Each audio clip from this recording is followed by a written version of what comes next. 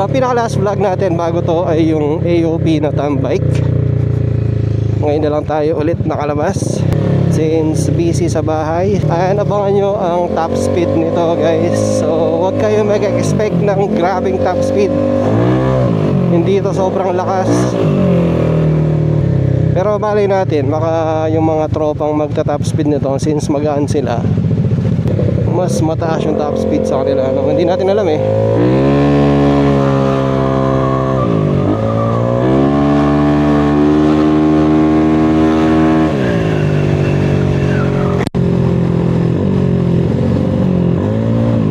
Mahagin. Sara ko muna yung visor natin.